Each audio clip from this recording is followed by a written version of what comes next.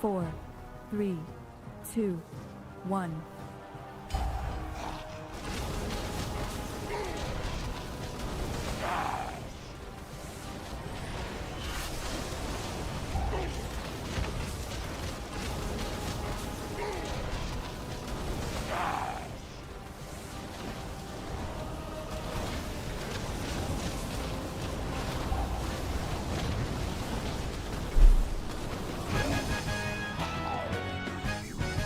Holy moly, what has been going down this weekend? The community is now in flames, complaints after complaints after complaints about one main issue. As you scroll through, what the players are complaining about at the moment seems to be something that happened recently, something that brought us back quite a few years, because this was the same thing that was happening all the way back almost a decade ago during Mists of Pandaria. Because once the Timeless Isle was introduced in Mists, there was something interesting in there. There were a bunch of happy little frogs by the coast to the east, and apparently killing many of these frogs would give you a lot of lesser charms and also a lot of timeless coins, which was what many players were, farming in the Timeless Isle. Now, funnily enough, in this remix mode, what is most important for you to get is bronze. Because, this is a collectionist mode and all you want is to try to get as much bronze as possible, precisely about 1.6 million bronze if you want all of the rewards of this game mode. And, of course, where you can get all of this bronze is by killing stuff, whether it is raid bosses, dungeon bosses, scenario completions, or just random world mobs. These frogs, though, in the Timeless Isle also gave you a double up on the rewards of bronze, because they also drop lesser charms of fortune, and these charms can be turned in onto any rep faction NPC. You can turn in 10 of them to gain a cache that will also give you some more bronze, and also possibly a piece of gear that you can also then scrap for more bronze. So players quickly realized, if this Mists of Pandaria remix is anywhere close to the old Mists of Pandaria, I bet farming these frogs will also be still very valuable. And that's what people did. They went in there in the good old 2x4 groups. For those who are still not aware about how that works, if you are with 5 players in a group and you tag a mob, that mob will be grey, will no longer be taggable by anyone else. But if a group of only 4 players tags the mob, another group of 4 players can also tag the same mob and share the loot. So you had lots of groups of 4 players just continuously grinding these frogs over and over. These frogs, for whatever reason, nobody still understands why, but they have a super fast spawn rate. It's not that they are part of any particular quest in the Timeless Isle, they just spawn very fast, and they are all tagged and marked as elites, so they have a higher base loot than normal mobs. They have higher chance of giving you the lesser charms of fortune. They also have a higher chance of giving you bronze, as well as more timeless coins. So some players went on and mega giga farmed this zone of frogs for about a couple of days. And then Blizzard came in and said, no more. The frog is now nerfed. Frogs no longer drop any charms of fortune. So you cannot turn in the hundreds, the thousands of these charms into caches for bronze as your reward at the end. Now they only drop some timeless coins, and the base bronze they can drop like any other mob can drop base bronze. This, however, as you can see, has caused quite some complaints across the community. People asking, hold on a second, if they do this to Mists of Pandaria Remix, just don't buy the early access of the next expansion. Frog farming has essentially turned every player who didn't participate into frog farming into second-class players. Where is the super fast and awesome game mode that everyone will love? That Blizzard promised. On the PTR, we got promised overpoweredness, and now we don't have it. So I didn't farm frogs, I did quests and achievements instead. Am I screwed? People are echoing this sentiment. Essentially now, only those who essentially did farm the frogs for hours on end actually get to be super powerful like they thought they were going to be in this game mode. That's because another thing those elite frogs used to drop were threads. those epic bits of loot that gave you plus 12 on one of your stats. You know, sometimes it was stamina, sometimes it was verse or haste or crit, and you could loot them from mobs. Well, that's also what frogs looted. So not only you were getting a much higher rate of bronze than any other mobs because these were elites and they were spawning super fast, you were also getting the charms of fortune, so you could turn in every 10 of them to get more bronze from the caches as a reward. On top of that, they were dropping way more threads than other normal mobs. So this is the result now. The result is now that there are gonna be players with essentially 2, 3, 4 million HP instead of the 600,000 to 700,000 the other average players are gonna have. They're gonna have 90% crit, haste, mastery, versatility, you know, 80% leech, 60% avoidance. They are basically unkillable. You're gonna be entering raids or even dungeons where there are gonna be some DPS players actually tanking raid bosses, for example, because they have 3 million HP and they cannot die. And that is only possible if, of course, you did spend a lot of time frog farming in these past couple of days. Blizzard attempted to come back at the community after nerfing the frogs by buffing the bronze caches in Pandaria Remix, you know, the ones that you can open for bronze. However, the buff was only a measly 25% more bronze from these caches, which definitely does not make up for the dozens or hundreds of thousands of bronze, as well as the massive power your character gained from the frog farming.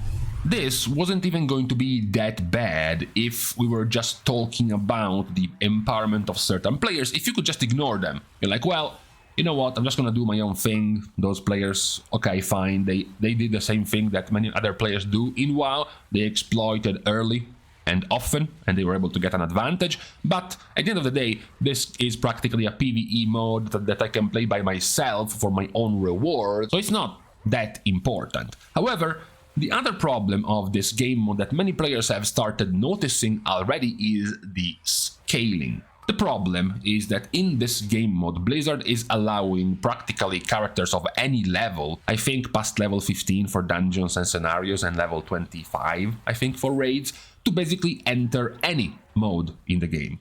Whether it is a scenario, a heroic dungeon, or even a normal raid, you can have characters level 22 or level 26 join in with max level characters. And this has proven to be quite hard to balance from Blizzard's end because the scaling of the damage done by the mobs in these instances is all over the place. Many of you at this point will have been in a situation where they finally hit max level, they are level 70, they enter a heroic dungeon and they suddenly see a resto druid at level 17 doing 300,000 DPS by spamming Moonfire and Sunfire. While you are a level 70 character, you even collected both of your trinkets and both of your rings, you put a bunch of stats on them, and you're still getting absolutely smoked by a level 20 character. This of course gets even worse for tanks, because the damage scaling, since you are doing a heroic dungeon with a level 20, but you are max level yourself, the scaling of the damage of the mobs gets all over the place, and suddenly as a max level tank you get one shot by a random trash mob. I've noticed players have reported even worse results in scenarios where enemies hit even harder than dungeons or even raids. So players now find themselves in this situation where, first, if they missed out on the frog farm, they still feel very weak. They don't have nearly enough power as they thought they were going to have in this game mode. And number two, because Blizzard is allowing characters of practically all levels to enter any type of instance content, the scaling required to mix a level 20 character with a level 70 character is making things very wonky in terms of the damage you are taking. And then of course there is then the final frustration, which is what players were confused about once they saw it for the first time on the PTR, which is the fact that characters can upgrade their gear, but it is only upgradable for bronze. And the costs of upgrading the gear are astronomical. We are talking about upwards of 60,000, 60 to 50,000, depending on the item level of your piece of gear. 50 to 60,000 bronze to get a piece of gear to max item level in this game mode. There are some players right now who have been playing for 20 hours who haven't even gotten to 60,000 bronze. And that's the cost of upgrading a single item. Someone ran the math, and I believe that to upgrade every piece of gear from your 346 base item level you can get at max item level in Remix is gonna cost you something like 600,000 bronze, which is about 40% of the bronze you need to collect all of the rewards in WoW Remix, which now feels even weirder because practically everyone who has been farming frogs for any more than 3 to 4 hours, really, has basically gained those advantages already because of all of these threads, all of these epic consumables they looted from frogs, constantly giving them more and more and more stamina, but also secondary stats while farming frogs. And that is the situation we find ourselves in. Players are now fuming about this frog problem, not just the frogs themselves, but how the frog issue has been handled by Blizzard. Both the timing of the nerf, like nerfing it on Sunday morning before many other players on the weekend had any time to do any frogging, but then also nerfing the frogs without actually giving you any other compensation anywhere else, because buffing the bronze from the caches you gain by 25% is still very, very, very minor. And this now has left players wondering. Remember, you need practically about 1.6 million bronze to collect all of the rewards of this mode. And the game mode is lasting practically 3 months, about 90 days. This means you need around 17,000 bronze per day if you want to keep up with the max amount of rewards from the event, which is a pretty tough thing to get right now, especially without any of the frog farming available anymore to gain this amount of bronze. So we have a bit of a wrench in the plans of Blizzard. This was supposed to be a fun, chilled, relaxed mode for players to have something else to do